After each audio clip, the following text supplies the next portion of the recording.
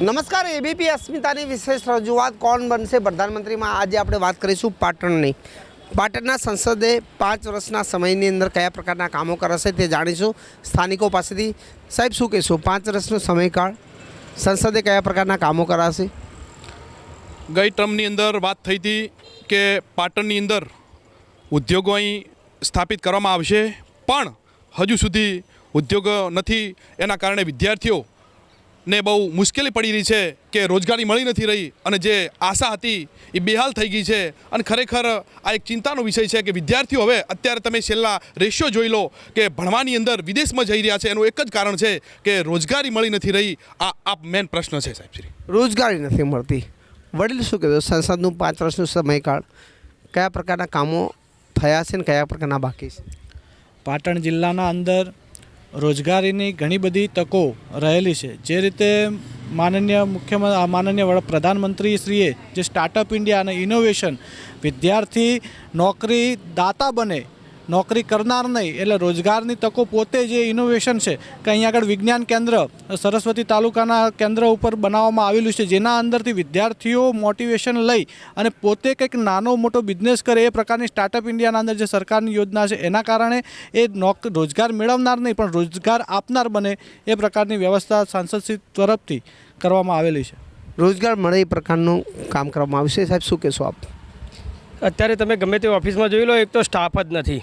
અને સ્ટાફ નહીં હોવા કારણે આજે પાટણની પ્રજાને કામો કરાવવામાં મુશ્કેલી પડે છે. પહેલી વાત જ એટલે રોજગારની વાત તો ત્યારે આવે કે સ્ટાફ હોય ત્યારે, પણ સ્ટાફ જ ના હોય તો રોજગાર ક્યાંથી આપ્યો કહેવાય? કારણ કે 50% સ્ટાફ છે નહીં કોઈ પણ ઓફિસમાં, અને જે છે એ પ્રાઇવેટીકરણ કે ભાજ્યા આપણે ખેતરમાં રાખીએ એ રીતે 2,000 ને 5,000માં લોકોને કોન્ટ્રાક્ટ બેઝ ઉપર રાખે અને લોકોનું શોષણ થાય છે. એટલે રોજગારની વાત તો બિલકુલ પાયા વિહોણી છે. ખરેખર રોજગાર આપવામાં સરકાર નિષ્ફળ નીવડી છે. સંસદે કામો કરે છે? સંસદશ્રી ખરેખર કામો કર્યા એ બાબતે તમે પ્રશ્ન પૂછ્યો તો ખરેખર સંસદશ્રી પાટણમાં દેખાયા છે એવું પૂછો તો લોકોની વચ્ચે તમને ખબર પડશે કે સંસદ પાટણમાં કેટલા ટાઈમે દેખાયા છે. વડીલ, શું કહેશો આપ?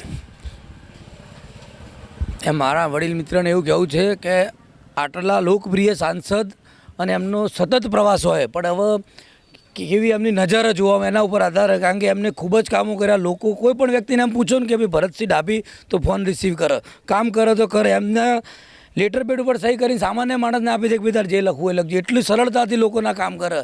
એટલા બહુ ખૂબ ઉપયોગી સાંસદ. એમને ખૂબ પ્રવાસ કર્યો. જેટલી પણ વિધાનસભા આપણી લાગે એમાં કામ કર્યા.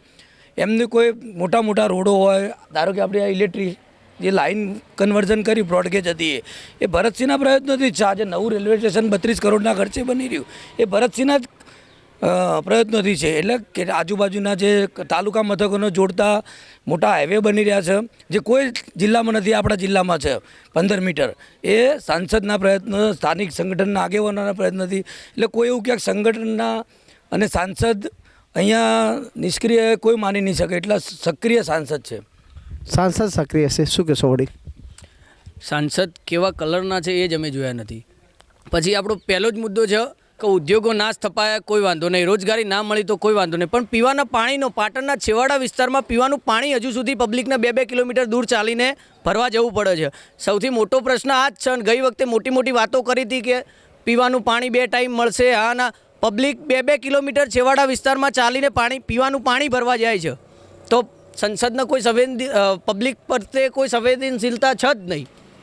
પીવાનું પાણી નથી મળતું. સમસ્યા બીજી શું છે?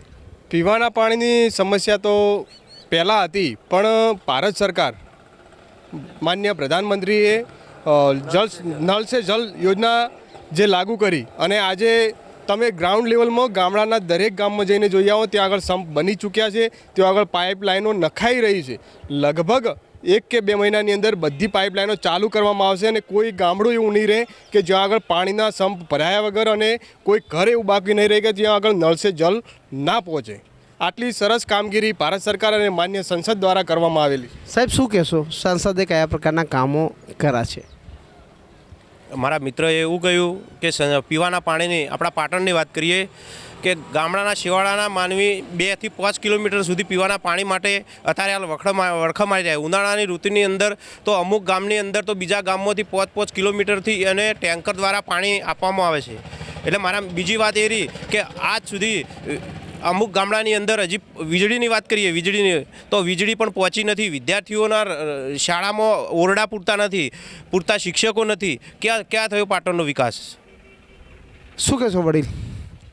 વીજળીની વાત કરીએ તો પ્રધાનમંત્રીજીએ સોલાર સિસ્ટમ આધારિત આખા ભારતભરમાં સોલાર સિસ્ટમ ઉપર સબસિડી ચાલુ કરી છે અને સોલારથી તમે વીજળી તો વાપરો અને એનાથી તમે પોતાનો ઘરનો ખર્ચો પણ કાઢો. આગળની બીજી વાત કરું તો સંસદ સભ્યશ્રીના ખૂબ અથાગ પ્રયત્નોથી આપણા સિદ્ધપુર ખાતે એક નવીન એરપોર્ટ બનવા જઈ રહ્યું છે. એ સંસદ સભ્યના પ્રયત્નોથી એ મોટી એક દેન છે. બીજું કે ધરોઈ ડેમ 1059 કરોડના ખર્ચે એ ધરોઈ આખો ડેમ એ પ્રવાસન પર્યટન સ્થળ તરીકે બનવા જઈ રહ્યો છે. ત્યાં વધુ યુવાઓને ત્યાં લોકલ લોકોને ખૂબ જ સહાયરૂપ થશે. મારી સાથે અન્ય છે. વડીલ શું કહેશો આપ? પહેલી તો વાત કે ખેડૂતોને પૂરતી વીજળી મળતી નથી અને ભાઈએ કીધું કે અમારા સોલર પ્રોજેક્ટની સબસિડી ભાઈને ખબર નહીં હોય કે સરકારે બંધ કરી દીધી છે. એટલે જે સબસિડી મળતી હતી લોકોને પોતાના ઘર ઉપર સોલર લગાવવા માટે એ પણ સરકારે બંધ કરી દીધી છે. તો લોકો સોલર પણ ક્યાંથી લગાવે? અને દિવસે વીજળી આપવાની વાત હતી ખેડૂતોને. તમે પૂછો કેટલા ખેડૂતોને દિવસે વીજળી મળે? ખરેખર જો ખેડૂતોનું હિત સરકાર વિચારતી હોય તો ખેડૂતોને દિવસે વીજળી તમારે આપવી હોય તો ખેડૂતોને સોલર જ આપી દો ને ભાઈ. બોર ઉપર ખેડૂતોને સોલર સબસિડીમાં આપી દો એટલે ખેડૂતો ઓટોમેટિક દિવસે પાણત કરશે.